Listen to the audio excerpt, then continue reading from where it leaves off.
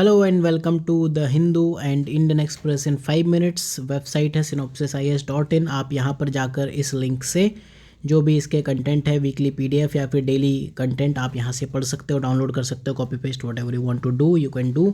6 दिसंबर को again there is zero बटा सन्नाटा। कुछ भी न्यूज़ में नहीं है जिसे आप करंट अफेयर्स कह पाओ।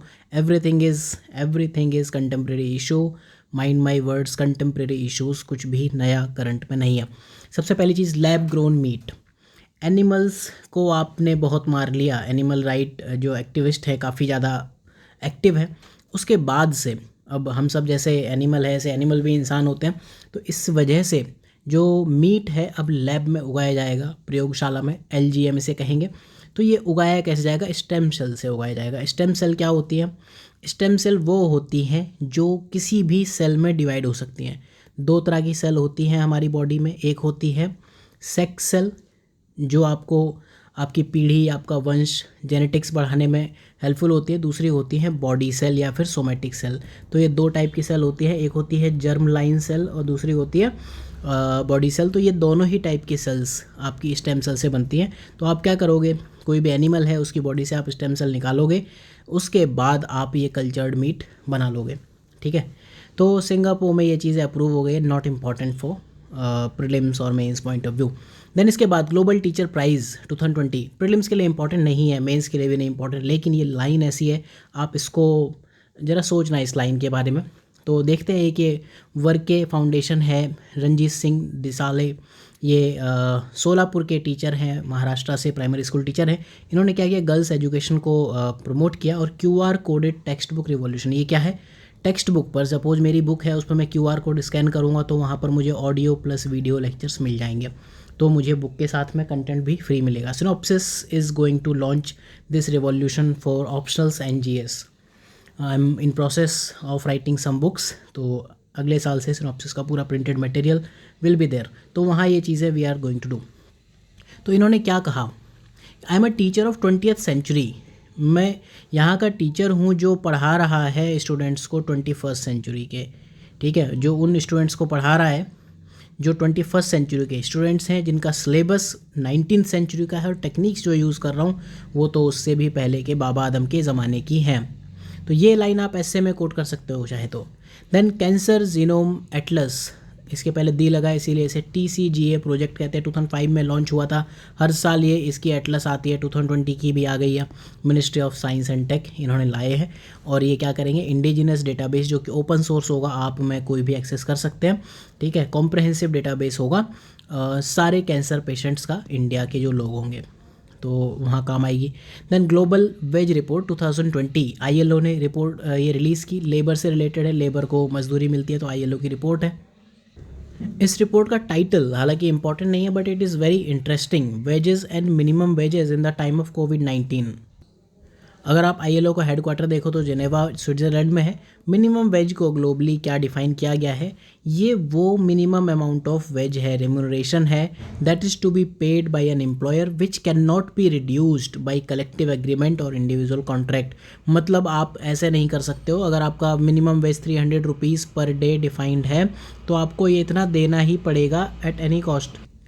ऐसा नहीं हो सकता कि आप उसको 140 रुपीज़ पर डे पे कर रहे हो एंड यू आर टेलिंग कि मैंने तो उसके साथ एग्रीमेंट कर लिया था। मतलब जो फोर्स्ड लेबर है, बंधुआ मजदूरी, उसको रिड्यूस करने के लिए ये मिनिमम वेजेस का कॉन्सेप्ट लाया गया है ग्लोबली।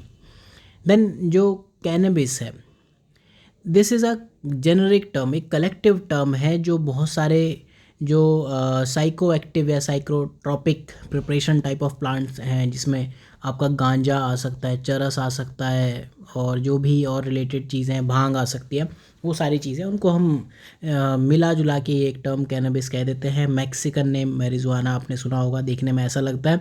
बहुत सारे बाबा लोग इसको रगड़ते रहते, फूंकते रहते हैं, आपने भी बचपन में बहुत फूंका होगा।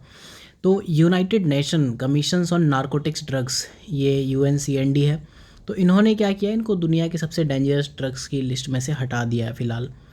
और इसमें जो सबसे ज़्यादा साइको एक्टिव कॉन्स्टिट्यूएंट होता है, दैट इज़ नेम उसका THC। आप याद करना चाहो तो कर लो, अदरवाइज़ आपकी मर्जी। ऐसी चीज़ें UPSC इन जनरल नहीं पूछता है। डेल्टा 9 टेट्राहाइड्रो कैनाबिनोल, तो इसी से रिलेटेड नाम है, आप चाहे तो याद कर सकते हो। देन इसके बाद केन बेतवा इंटरलिंकिंग प्रोजेक्ट, केन रिवर है, बेतवा रिवर है, ये आपका बेतवा रिवर यहाँ से जाती है, ठीक है। दिस इज़ यूपी, यहाँ झांसी ललितपुर ये एरिया है, झांसी ललितपुर। केन रिवर यहाँ से जा रही है, बेतवा यहाँ से जा रही है, ठीक है। तो केन और बेतवा के बीच में जो ये वाली लाइन है, this is the Ken Betwa interlinking project.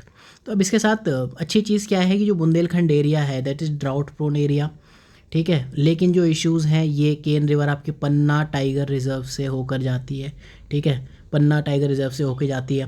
इस वजह से यहाँ इन्वायरमेंटलिस्ट को दिक्कत है।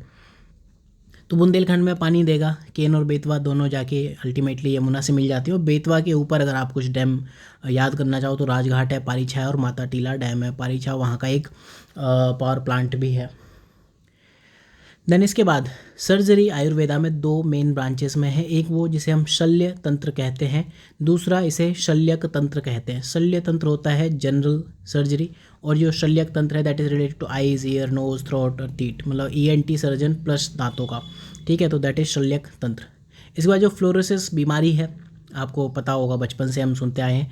तो अगर आप ज़्यादा फ्लोराइड पी लो, वाटर में मोस्टली होता है, ड्रिंकिंग वाटर में मिला करता है, ठीक है, या फूड प्रोडक्ट में भी होता है, कई बार पॉल्यूटेंट्स में भी होता है, तो आपको फिर ये फ्लोरोसिस हो जाएगा और आपके टीथ और बोन को इम्पैक्ट करता ही है।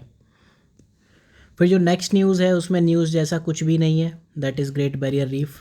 ग्रेट बैरियर रीफ की लोकेशन आपको पता होगा, ऑस्ट्रेलिया के इस वाले पार्ट में है, ठीक है। ये क्वींसलैंड है, इसके इस वाले पार्ट में है। दुनिया की सबसे एक्सटेंसिव रीफ मानी जाती है और अच्छी खासी, देखने में बहुत ही शानदार है, ब्यूटीफुल रीफ है। अराउंड 3000 रीफ्स हैं इसमें हैं इंडिविजुअली और 900 आइलैंड्स हैं। अगर मैं आपसे पूछूं कि रीफ में 2 चीज़ें होती हैं A+B, दोनों चीज़ें होती हैं आपकी सिम्बायोटिक रिलेशनशिप में, ठीक है, तो या म्यूचुअलिज्म में, तो ये A और B का नाम क्या आप मुझे बता सकते हो कमेंट सेक्शन में। This is very easy question. Location इसकी कोरल सी है, जो ये वाला पार्ट है दिस इज़ कोरल सी, इसको हम कोरल सी कहते हैं, आपको दिखेगा भी, ठीक है। और ये IUCN ने अभी कहा कि यहाँ काफ़ी खतरा है।